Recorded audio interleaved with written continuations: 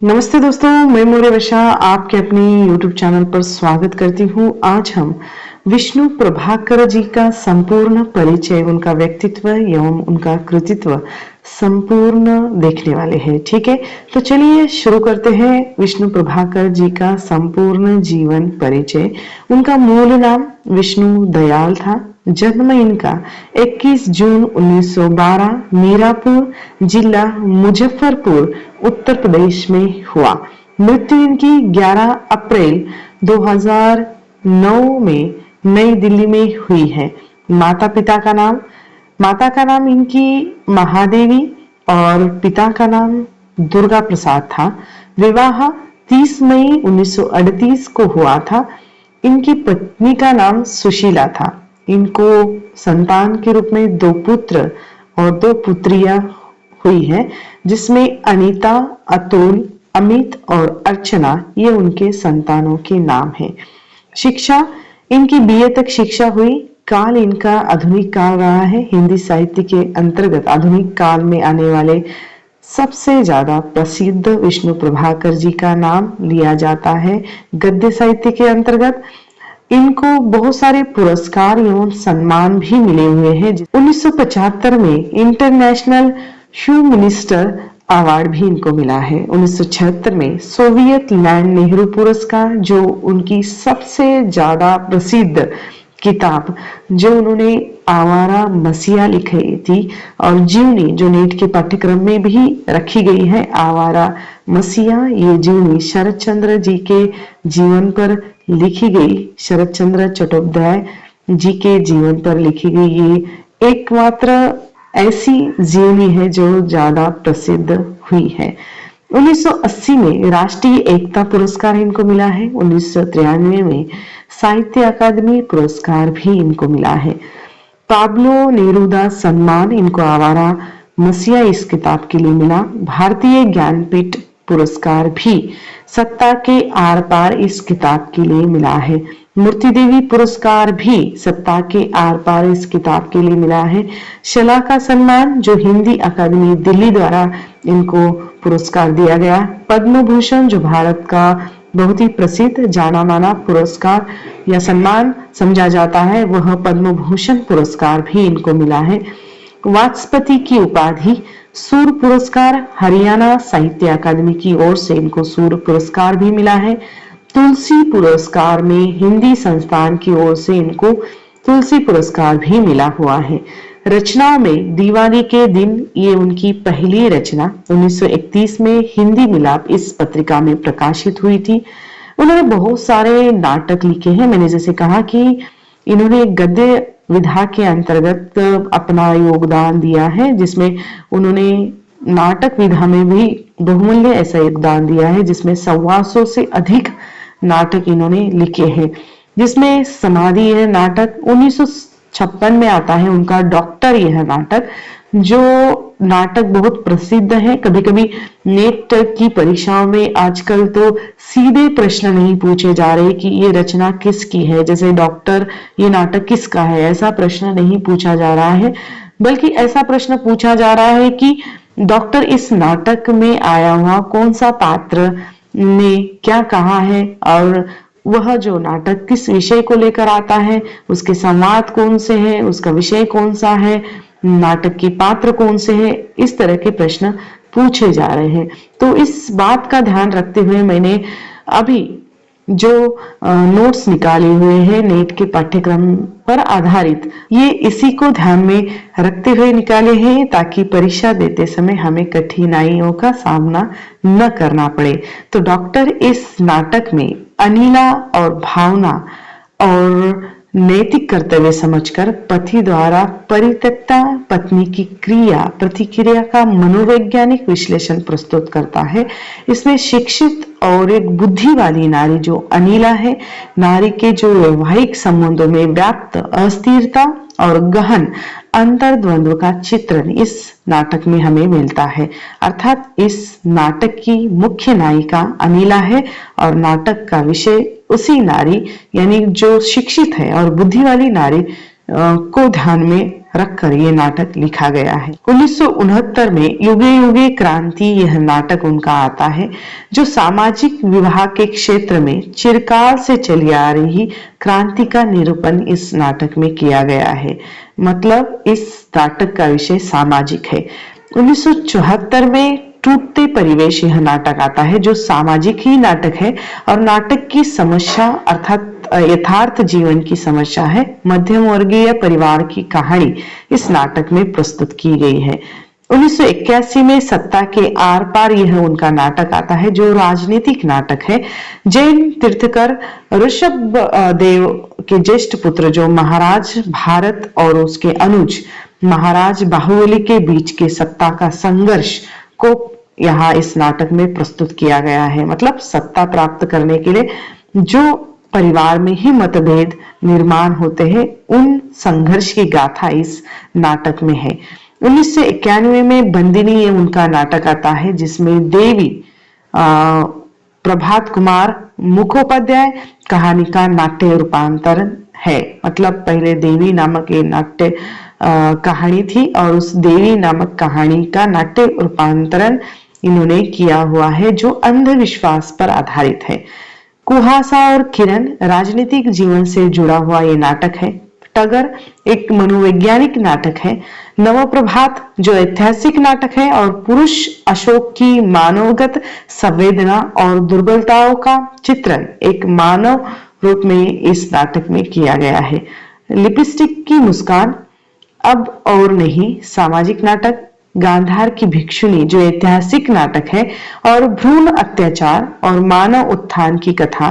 भिक्षुणी आनंदी का आत्मसंघर्ष अभिशप्त महत्वपूर्ण प्रेम का वर्णन इसमें किया है। मतलब इस गांधार की भिक्षुणी का नाम है आनंदी और इस आनंदी की ये कथा इस नाटक में चित्रित की गई है। रक्तचंद श्वेत कमल जो अभिशप्त नारी की एक दर्दनाक दास्तां इस नाटक में चित्रित की गई है। केरल का क्रांतिकारी नामक एक नाटक इनका आता है, जो ऐतिहासिक है और वेलुत मपी दलवा का अदम्य और अभूतपूर्व साहस का चित्रण इस नाटक में किया गया है। सूरदास यह उनका नाटक भी काफी प्रसिद्ध है। अब इनके नाटक साहित्य के बाद उपन्यास साहित्य को हम देखेंगे। उपन्यास साहित्य के अंतर्गत ढलती रात यह एक उनका उपन्यास आता है। कहा जाता है ये पहला उपन्यास है, लेकिन इसके बारे में कोई प्रमाण नहीं मिला, तो मैंने इसका ईस्वी सन आपको दिया नहीं है। 1955 में इनका निशिकांत ये जो उपन्यास आता है, इसमें 1920 से 1936 तक सामाजिक राजनीतिक जीवन को आधार बनाकर एक मध्यम वर्ग के एक संवेदनशील युवक की इसमें कहानी निशिकांत की स्पष्ट की गई है। 1955 में होरी नामक नाटक आता है। जैसे ही होरी नाम सुना हमें प्रेमचंद जी का गोदान ये उपन्यास याद हो आता है। तो उस गोदान का होरी पात्र है और होरी नामक इनका उपन्यास है। ठीक है, नाम एक पात्र ऐसा है जो बहुत ही प्रसिद्ध है, प्रेमचंद जी का होरी, और इस उपन्यास का नाम ही होरी है। तो विष्णु प्रभाकर जी ने होरी नामक उपन्यास लिखा। 1959 में स्वप्नमयी यह उनका एक उपन्यास आता है। एक ऐसी माँ की कथा है जो घर और बाहर दोनों जगहों पर अपना दायित्व निभाती है। अब माँ का यहाँ उदाहरण दिया है, तो हर घर की माँ तो ऐसा ही जो योगदान देती है, तो इस योगदान पर लिखी गई ये कथा एक उपन्यास के रूप में स्वप्नमयी जरूर पढ़नी चाहिए। 1992 में अर्धनारीश्वर ये उनका बहुत ही प्रसिद्ध उपन्यास है, जो साहित्य अकादमी द्वारा पुरस्कृत है। 1993 में इनको ये पुरस्कार मिला है। 1993 में संकल्प नामक इनका उपन्यास आता है। कोई तो यह उनका अगला उपन्यास जो मध्यम वर्गीय नैतिकता का पर्दाफाश करता है। तट के बंधन इस उपन्यास में भारत व पाकिस्तान में फंसी नारियों की शारीरिक व मानसिक यातना का चित्रण करते हुए नारी जीवन के रास्तों को स्वयं जैसे निर्माण करती है, यह इसमें दिखाया गया है। मतलब तट के बंधन सिर्फ देशों में नहीं, राज्यों में नहीं, गलियों में नहीं, व्यक्ति व्यक्ति में भी होती है और हर स्त्री ये तट के बंधन तोड़ने के लिए अभिशप्त है, लेकिन वह कभी तोड़ती है तो कभी नहीं तोड़ती। तो ऐसी ही कथा इस भारत पाकिस्तान में फंसी नारी की द्वारा चित्रित की गई यह तट के बंधन इस उपन्यास में आई हुई है।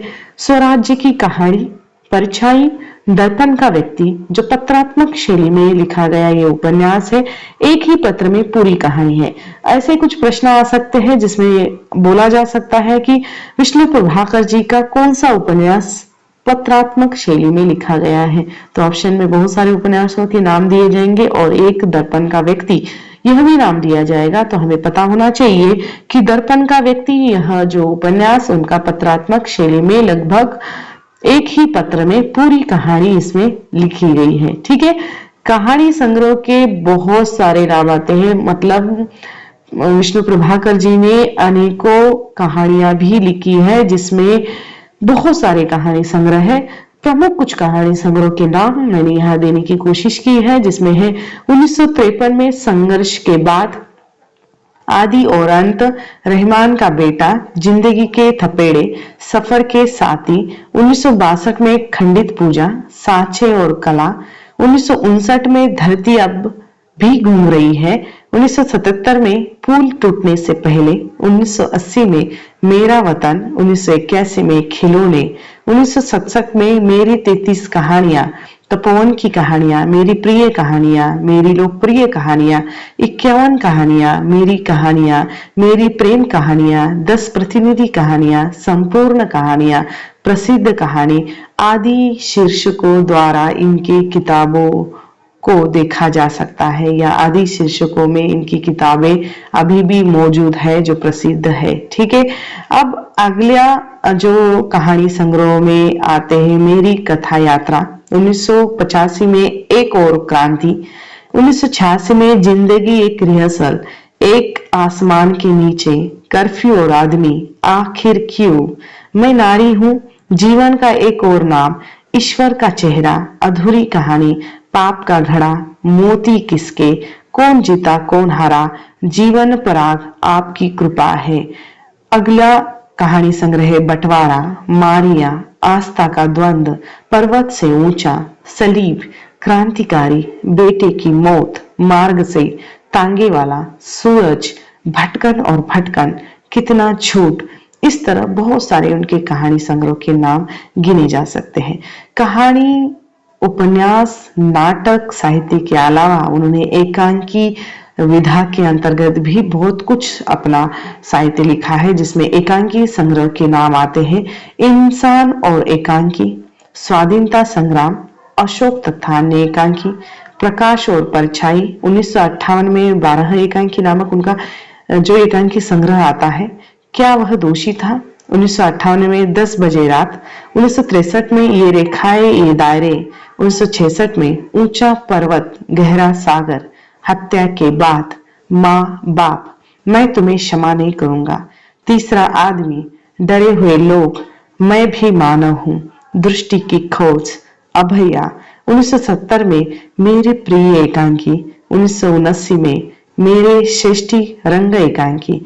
अब यहाँ पर 1986 में समकालीन लघु नाटक नामक उन्होंने संपादित जो किताब भी उन्होंने निकाली हुई थी, जो संपादित की वाली थी। ठीक है, अब उनके जीवनी, जो जीवनी साहित्य में भी जाने माने हस्ताक्षर है विष्णु प्रभाकर जी, जीवनी साहित्य में आने वाला पहला जो शीर्षक है 1960 में जाने अनजाने नामक उन्होंने जीवनी लिखी। 1974 में आवारा मसीहा ये जीवनी लिखी, जो बहुत ही प्रसिद्ध है, जैसा कि मैंने आपको बता दिया है, नेट के पाठ्यक्रम में रखी गई है। इस पर मैंने पहले ही वीडियो बना दिया है, आप चाहे तो उसको सुन सकते हैं। 1976 में अमर शहीद भगत सिंह जी, सरदार वल्लभ भाई पटेल जी की जीवनी, मेरे अग्रज मेरे मित्र, समांतर रेखाएं, हम उनके ऋणी है, राह चलते चलते, भारतीय साहित्य के निर्माता, उनके जाने के बाद, स्वामी दयानंद सरस्वती, यादों की छाव में, शब्द और रेखाएं, आकाश एक है, साहित्य के स्वप्न पुरुष आदि इनका जीवनी साहित्य है। संस्मरण विधा में भी उन्होंने लिखा है, जिसमें 1965 में कुछ शब्द कुछ रेखाएं, 1981 में यादों की तीर्थ यात्रा, 1990 में सृजन के सेतु, 1996 में हम सफर मिलते रहे, स्केच और संस्मरण आदि 4-5 संस्मरण इनके मिलते हैं। यात्रा वृतांत, जमुना गंगा के नहर में अभियान और यात्राएं, हंसते निर्जर दहकती भट्टी, हिम शिखरों की छाया में, ज्योतिपुंज हिमालय आदि यात्रा वृतांत भी इनके मिलते हैं। कविता संग्रह में चलता चला जाऊंगा, यह एक ही उनका कविता संग्रह मिलता है। बाल कथा संग्रह में क्षमादान, गजनंदन लाल के कारनामे, घमंड का फल, सुनो कहानी, हीरे की पहचान आदि इनके द्वारा लिखे गए बाल कथा संग्रह है। अब इसके बाद इन्होंने कुछ आत्मकथा विधा के अंतर्गत भी लिखा है। आत्मकथा विधा के अंतर्गत बहुत सारे खंड इनके आत्मकथा के मिलते हैं, जो राजकमल प्रकाशन दिल्ली द्वारा प्रकाशित है, जिसमें प्रथम आता है 2004 में क्षमादान और पंखहीन, अर्थात 2004 में ही उनके 2-3 खंड आते हैं आत्मकथा के। पंखी उड़ गया, पंछी उड़ गया हो सकता है, कहीं पंखी उड़ गया ऐसा लिखा गया है, तो पंछी उड़ गया ये हो सकता है, यहाँ पर करेक्शन कीजिए। मुझे तो लग रहा है पंछी उड़ गया यही होगा, गलती से टाइप करते समय ये पंखी हुआ होगा, तो क्षमा चाहती हूँ। आप उसको पंछी उड़ गया ये कर सकते हैं। 2004 में मुक्ति गगन में, एक दिशाहीन सफर आदि इनके आत्मकथा के खंड है। अब इनके बारे में कुछ विशेष जानकारी यह है कि ऐतिहासिक व्यक्तिवादी उपन्यासकार है, प्रसिद्ध एकांकीकार है, गांधीवादी विचारधारा से प्रभावित है, रेडियो नाटककार है और वे सदैव खादी जैसे वस्त्र पहनते थे, मतलब स्वदेशी वस्तु को अपनाते थे, विदेशी वस्तु का त्याग करते थे। वे साहित्यकार कम और नेता ज्यादा लगते थे। और विष्णु प्रभाकर जी ने अपने काल में जैसे लेखन से ही भले क्यों न हो, और तत्कालीन समय में समाज में या उस समय में चल रही गतिविधियों में भाग लेते थे, और इस कारण उन्होंने स्वतंत्रता को बहुत ज्यादा महत्व दिया और खादी वस्त्र ये पहनने लगे थे, और नेतागिरी भी इनमें रही है। एकांत उनको अधिक प्रिय था, क्योंकि वो भीड़ में रहना पसंद नहीं करते थे, हमेशा अकेले रहना बहुत ज्यादा पसंद करते थे। ठीक है, तो ये इनके बारे में कुछ विशेष जानकारी। और विष्णु प्रभाकर जी का ये संपूर्ण वस्तुनिष्ठ जो परीक्षा की दृष्टि से ध्यान में रखकर किया गया ये परिचय या एकत्रित की गई ये जो सामग्री है, डिस्क्रिप्शन बॉक्स में इसकी लिंक इस नोट्स की दे दूंगी, आप चाहे तो इन नोट्सों को ले सकते हैं। नोट्स मैंने बहुत ही समय लगाकर, बहुत ही ध्यान लगाकर, परीक्षा को ध्यान में रखकर नोट्स निकाले हुए हैं। तो विष्णु प्रभाकर जी का परिचय हिंदी साहित्य पढ़ने वाले छात्रों को अत्यंत लाभदायक साबित हो सकता है। तो आपको अगर चाहिए तो आप ले सकते हैं। ठीक है, तो यहाँ पर मैं रुकती हूँ, जल्द मिलूंगी एक नई वीडियो में एक नए विषय के साथ। तब तक के लिए धन्यवाद।